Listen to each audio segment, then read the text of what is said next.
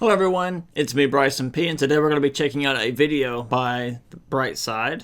And this is my first time reacting to Brightside, so hopefully I don't get a copyright strike or anything like that from them. But we're going to be checking out 21 things in the US that puzzle most foreigners, because I am a US citizen. I live in the state of Kentucky, right on the Kentucky and Tennessee border. Lived here my whole life. I've never been outside of the United States. I can't wait to travel outside of the United States, hopefully next year for the first time. So, yeah, here we go. Let's find out what are some of the things that would be normal to me that are puzzling to you. Here we go. Well, you may have lived in the United States your whole life without realizing that something totally normal for you seems bizarre to people from other parts of the world. Who knew that munching on fried pickles in a highly air-conditioned room was so outlandish? Well, here are some other highly entertaining Americanisms I've gathered. Let's count it down from number 21. Sales tax is a guessing game. When you go shopping in the U.S. and see a price tag that says $14.88, don't expect to pay $14.88 at the register. Sales tax is not included in the price of an item. Yeah, and I hate that, and so many of us hate that. It makes no sense. Why not? It's not hard. Even if you're a business owner, I could easily adjust my price for my local tax. All right, I've owned a business myself, and I could easily adjust for it depending on where I was at, depending on the city or location, depending on the sales tax in that location, depending on that part. Then I could adjust my price so that way the total came out to, boom, an even dollar. But I don't understand. It just makes it more complicated. You guys don't have to deal with that. I would much rather know that it's $10 is $10. And since this tax can vary from state to state, figuring out your total can turn into the ultimate mental math challenge. In many European countries, the sales tax is already included in the price. It's known as a value-added tax, or VAT. I call that common sense, but 20. We're total workaholics. A lot of Americans don't feel the need to take long vacations, so they often let vacation and sick hours pile up without ever using them. Plus, most employers only give you 2 weeks out of the year. But in a lot of other countries, like Brazil, I think that's kind of a BS line to say that Americans don't like to take vacations. I think that we would enjoy taking vacations if it was something that was actually, part of what we did, such as we had actual vacation time. But the vast majority of us don't have vacation time, or the vacation time we get we have to use for reasons outside. Because again, if you get 5 days, like me, I'm going to get 5 days of vacation starting next year. But what time is that really to go anywhere other than somewhere close? So you end up saving up your vacation time or not using it because it's not really worth. And then also putting in the time, requesting time off and all that. It's almost like you're taking time off. It's some places they frown upon you wanting to take time off, or they just make it complicated for you, especially if you work in a factory. Brazil or Finland, workers are encouraged to take an average of 30 days of vacay. Wow, maybe I should take some time off, or perhaps I'll just keep waiting. 19. It's not a party without red Solo cups. In the States, this red plastic cup is synonymous with "party on, dude." But other countries apparently don't recognize this cup to mean the same thing. People in the UK, for example, don't use red Solo cups at get-togethers. They have to go to a special website to purchase the cups for American-themed parties. Who knew? Really? Number 18. That's probably because you're not as wasteful, and that's probably the reason you guys have different restrictions. That would be where you just can't. That would be my thought. I'm sure that there's probably a different reason, though. Deep fried everything. Whether it's probably, health, better for the environment is what I'm getting at. fried pickles, or even fried Oreos, America has it all. Fried fish recipes first appeared in Spanish and Portuguese cookbooks as far back as the 1200s, and the Greeks were frying food in olive oil way back in the 5th century BCE. But as America does with many things, they've adopted a tradition from far-off lands and took it up a notch, or 5. 17. Get everything you need right at the pharmacy. If you're not from the U.S., it may be puzzling to walk into a pharmacy and see aisles and aisles of over-the-counter meds, toys, makeup, clothes, and even groceries. Unlike in other countries where pharmacies sell medicine and medical supplies exclusively, the ones in the U.S. are like small convenience stores where you can grab magazines, Tylenol, and a frozen pizza. Yep, all while you wait for your medicine that you can barely afford if you don't have good enough health insurance. Or you can use a coupon. We've already talked about coupons. In one fell swoop. 16. Fill her up. In America, if a restaurant doesn't offer free refills on fountain drinks, it's kind of strange. But in other countries, once you buy one beverage, that's it. France banned refills on sugary sodas back in 2017 in order to combat the current obesity epidemic. But in the U.S., the idea of free refills is still alive and well. 15. It is. I'll give you an example. I drank a Coke earlier today whenever I went and ate brunch, and I ended up getting it refilled 3 times. I only drank 1, 2, in which I drank it like halfway. She refilled it back all the way full. Then I drank it halfway, so that had been one full, and she refilled it a second time. So it had been like my 3rd glass, but really I only drank like 1 and maybe a quarter actual glass. 15. If you don't like it, return it. Whether it's an ugly sweater from grandma or a heinous pair of earrings from an ex, if you don't like it, you can just return it. Yep. In America, making returns at stores is pretty normal and super easy. I mean, the U.S. even has a National Returns Day in January, conveniently held for you to return holiday gifts you weren't too thrilled about. 14. Yep, we return stuff all the time. Especially, it's a big issue here where, let's say you buy something from Walmart, you've had it for 6 months or a year, and it breaks. It's very common that people will go back to Walmart, buy the exact same item, maybe even the newer version of it that looks the same, and then they'll just come home, put the broken one back in the box, take it back to Walmart, and with the receipt, and say, hey, I just got this, 2-3 days ago, and it's broke, or don't work, or whatever, and they will return it and keep the new one. That's a common thing. Common. Tips for everyone. Cab drivers, servers, hairdressers, you gotta tip them. Tips are acceptable for almost any service in the U.S. and sometimes consist of 25% of the bill. We haven't started tipping surgeons yet, but there are places in other parts of the world, such as Japan, that consider tipping incredibly rude, like in restaurants. When you travel to different countries, it's important to learn their tipping etiquette so that you don't offend anyone. 13.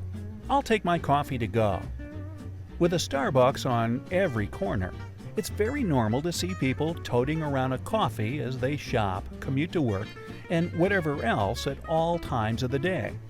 But in many parts of the world, Before he gets there, I'm going to try and guess this, because we're always on the go, and so fast-paced in the world, I guess you could say. That's why we're always with coffee and walking around holding it. You guys actually enjoy sitting down, taking a coffee break or taking a tea break, and enjoying that social time together and enjoying that actual time. Or we don't have the time. We got to get and go because we only have so much time for us to be outside of work. coffee is meant to be sipped on while seated and enjoying the paper or chatting with friends. Tugging your coffee along with you throughout the day might be due to the fact that the cups are huge and take longer to drink.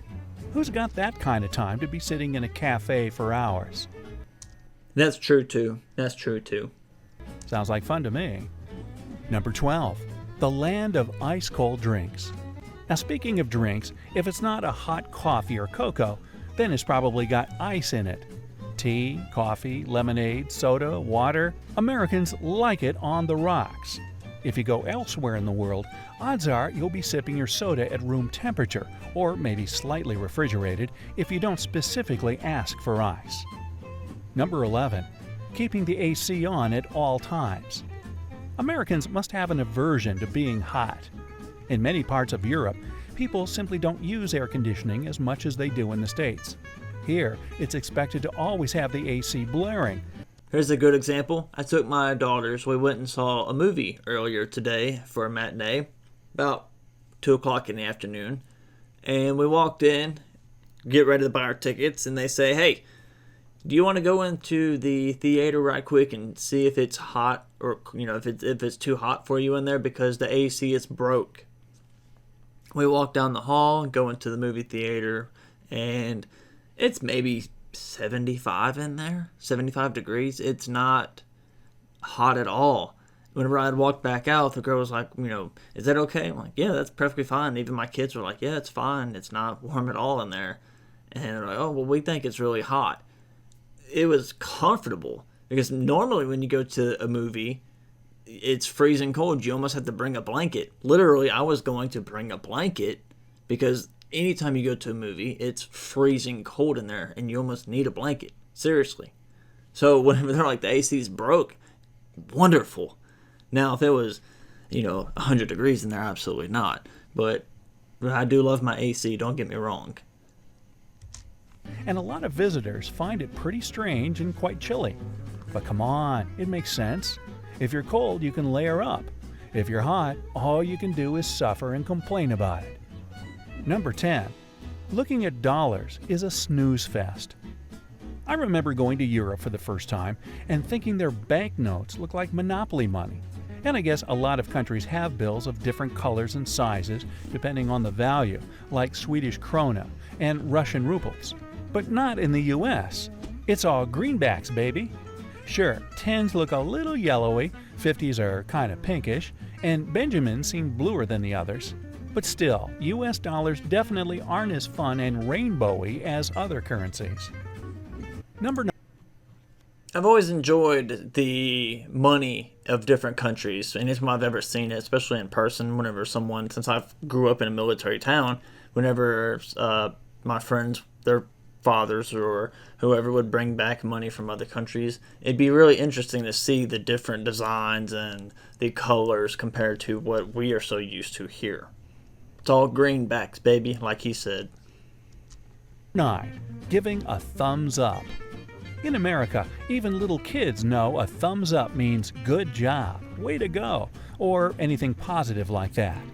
But if you travel to Greece or the Middle East and give this common American gesture, you probably won't make too many friends. Hey, how about giving this video a thumbs up for the useful tip? Number 8. The date writing conundrum. So many visitors to the U.S. get really confused by the month-day-year thing, because most parts of the world write the day, then the month, then finally the year. There's no clear historical reason why the U.S. insists on writing the day differently, but we just do. 7. Pre-baby baby showers. Many cultures celebrate a new baby coming into the world, but America is one of the few places that does this before the baby actually gets here.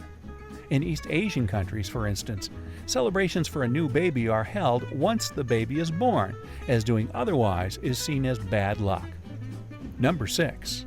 Where how are you means hello. Sure, people ask each other how they're doing in other countries, but Americans often use this phrase as a replacement for hey or hello. It doesn't even require a real response. People just answer with fine thanks, even if they're in a horrible mood or had a terrible day. Number 5. Bathroom stalls that aren't so private. Don't like doing your business in front of complete strangers? I hate Americans this. don't either, of course. But the fact that bathroom stall doors often reveal as much as your entire lower leg seems to say otherwise. I hate There's it. no clear I hate reason it. as to why there's this big gap in public bathroom stalls here. But many guess it's for safety reasons or ventilation. Just saying.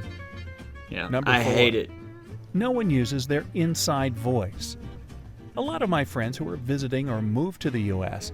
tell me that locals speak so loud compared to other countries. Whether it's talking on your cell phone or chatting with a friend over lunch, Americans seem to really like projecting their voice. Yep. I don't know. Maybe we just want to make sure we're heard. Number 3. It's all about choice. I've said that before in one of my videos that my dad is like that, and it would embarrass me as a child. And I love him to death, but as a kid, oh, I hated going to a restaurant and he'd get a phone call and he would be talking so loud. And it's just him being his normal self, but projecting his voice in order for him to be heard on the phone over the noise of the restaurant. It just was, I hated it. Love him to death, though. Choices. Walk into any grocery store aisle and you'll notice at least 10 different options for cookies, crackers, or cereal. Yep. People in the UK don't have these many options for food, and you'll almost never find anything in grape flavor there. Number 2. Hopping into the back seat of a cab. When getting into a cab, it's customary in the States to scoot on into the back seat. But in countries like New Zealand and Australia, riding anywhere but shotgun can be a little rude. Number 1. That classic American smile. In the U.S., people aren't afraid to be nice and show their pearly whites all the time. And according to a 2015 study at Brown University, because America has always been a very diverse country, it forced people to smile at each other more since they couldn't always communicate with language. That's just one more historical theory as to why.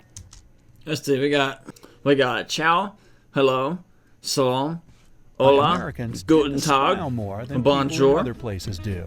Or maybe we're just, friendlier. Whether you're from the U.S. or not, can you add any more strange Americanisms to the list? Let me know down in the comments. If you learned something new today.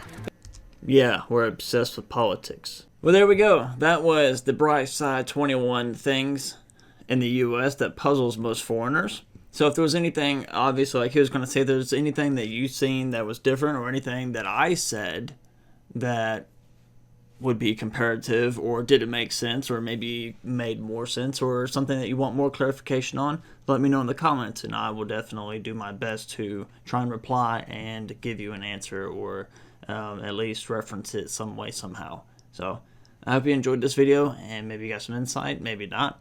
But if you liked it, great, that's wonderful, and if you didn't, that's okay too. It's me, Bryson P, and I hope you have a great day, great night, whatever time you see this. Goodbye.